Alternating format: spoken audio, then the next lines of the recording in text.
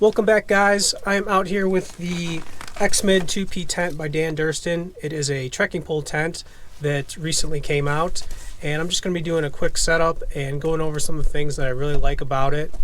And I'm also going to set up my Big Agnes Copper Spur HV UL2 because I would like to get a comparison on the footprints that each of these two tents will take up. I realize they're both very different tents. I think they'll each serve their own purpose depending on where exactly I'm backpacking. But obviously they're both two-person tents. They both have a double door, double vestibule. This one being a trekking pole tent. This one being a freestanding tent that comes with poles. This one weighs in a little over 3 pounds, like 3 pounds 2 ounces for the tent, the fly, the stakes, and the poles.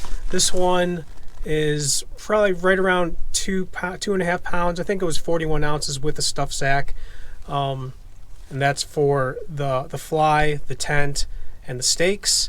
And then obviously you're going to need to have your 2 trekking poles along with you. So we got the fly up.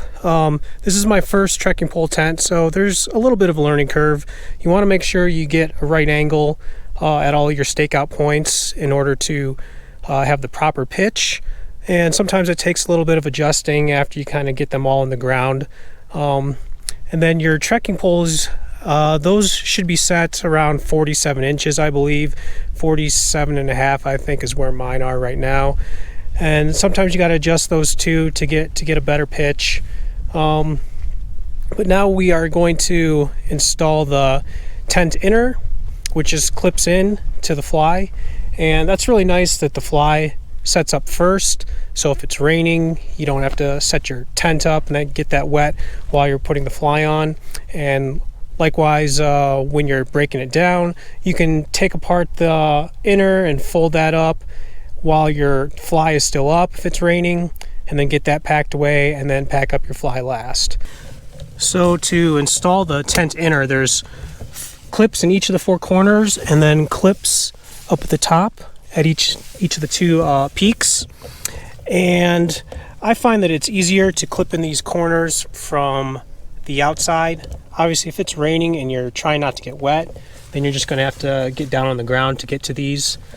But it's definitely easier to clip them in from the outside, I think. So here we have the inner setup, and don't mind the kind of bunchy floating floor. There's some tall grass underneath the tent that has been packed down. On each side of the tent you're going to have these bungee cords that wrap around your trekking pole, and then you can pull out the tent floor or bring it in to adjust it. In each corner you're going to have these lengths of cord with the clips that hook on to the fly out there. I find that on the corners with the longer cord, and this could just be because I haven't set this up quite perfectly, but other people have mentioned on the 1P version of this tent also that the cord wasn't quite long enough. So I bought some 2mm paracord, and I'll probably add on a couple inches to these longer corners, just because you can kind of see it's pulling up the tent a little bit, and I want to have a little bit of slack on there. At the head and foot of the tent, you can see there's quite a bit of room between the fly and the tent inner itself, which is important. You know, if there's condensation on your fly, you don't want that touching your netting. And I do have stakes at these points out here to pull this further away. That's one thing. I'm sure there's a reason for it, but I think it would kind of have been nicer if this little loop was a little bit more in the center to bring this out right here. As you can see, it's nice and tight here on the corner, but a little loose over here towards this corner. So I don't know if moving this loop a little bit to the right over here would help with that issue. So this is the second time I've set this tent up, and both times I find that after you kind of get everything set up, it's important to adjust these tensioners on the corner if you want to get kind of the tightest pitch on the fly. Now I'm not going to get inside because this ground is pretty rocky, but there's a ton of room in here. This is definitely the biggest 2-person tent that I've owned. Very spacious. The vestibules on both sides are very large. There's definitely room to put your pack in here, your boots, whatever other gear you might have. You could probably even cook in here. On the inside, each corner has a pocket that's quite large. And I think there's also little hooks up here at the top if you want to hang a light or something. I really like the color too. It's sort of a muted green. It's not an army green, but I'd kind of call it maybe like a sagebrush green. Like I said, this is the second time I've pitched this tent, and I'm pretty happy with the pitch here. I have obviously all four corners staked out. I have a stake at each of the doors. I do have the guy lines staked out, which I think actually helps, or at least in my case it did. And then I have at the head and foot side of the tent, I do have that wall pulled out a little bit too. And then you also have a vent at each side, which is nice. One other thing I should note is I believe the material that the fly is made out of, and probably the tent bottom also, is I believe it's a sil poly, whereas most other tents are sil nylon. And I'm no expert on those different materials, but from what I understand, when sil poly gets wet, it'll stretch less than a sil nylon, so it'll remain nice and taut even after it rains.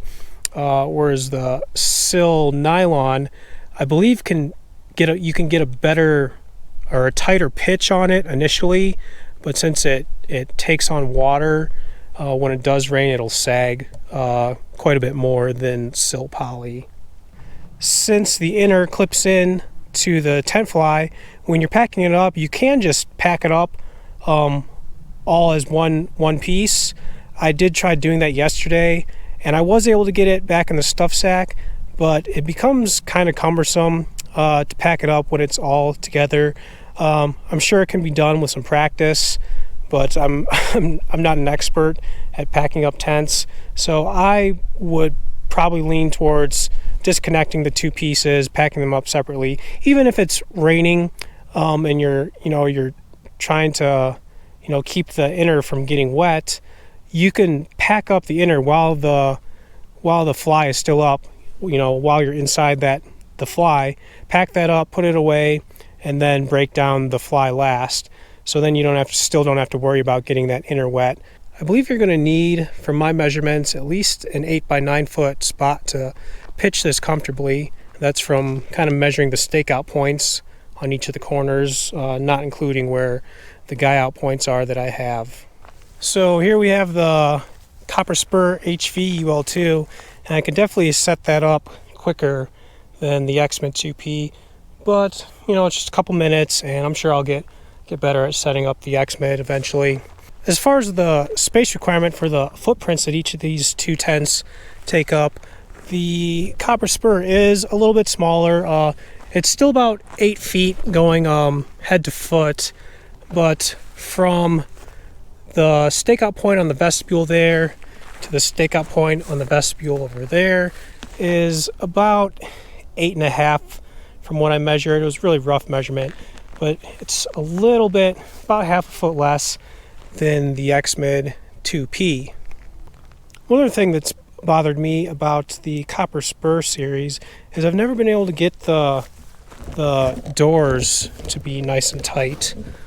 They both have a stakeout point right at the center, and it seems you can get one or the other nice and taut, but not both of them together. I don't know, I'm probably not doing something properly, but that's something I've always noticed. So here's a quick look inside the Copper Spur, which is also pretty spacious. It gets a little bit narrower down at the foot, but it's still up near the top as far as size goes on two-person backpacking tents. And you also have a pocket on each side and a long pocket that runs across the entire top right there. One other thing that's nice about the X-Mid is the zippers are waterproof, so you don't have an extra piece of fabric or nylon or polyester covering the zipper. to keep the water out, and they're really easy to operate with just one hand, nice and smooth. One thing I am eager to find out about the X-Mid is how it handles wind and stormy weather. I had the original copper spur out in some fairly rough weather on a couple occasions, and the wind was hitting the broadside right against the doors and just kind of pushing the tent over and flattening it, and then when the wind would stop, it would pop back up. This version of the copper spur is a little bit different because this crossbar goes over a pole here and another pole over there, so it gives kind of 2 points of support, whereas the original copper spur had the hub up there and then just one pole coming down the center that would split again down at the bottom to go at the 2 corners. So I think by having these 2 points where this cross pole crosses will give this copper spur HV a little bit extra support. I haven't had it out in any really nasty weather yet, so I can't say exactly how it'll perform, but I'm fairly confident it'll do better than the original copper spur. So I hope you guys found this video at least somewhat helpful. If you're interested in the X-Mid 2P or trekking pole tents in general and how they might compare to a more traditional freestanding tent, like I said, I think both these tents are awesome, and I think they will each have their role in the different types of backpacking that one might do. I would like to hang on to the copper spur. I haven't decided yet. I have another one-person freestanding tent that could probably fill that role for trickier camping spots, smaller spots, places without good ground to stake out or without rocks to pull out the corners. So we'll see. I think the design of the X-Mid 2P is a better design. It's roomier, it's lighter. I like the material, the sill poly that the Fly uses.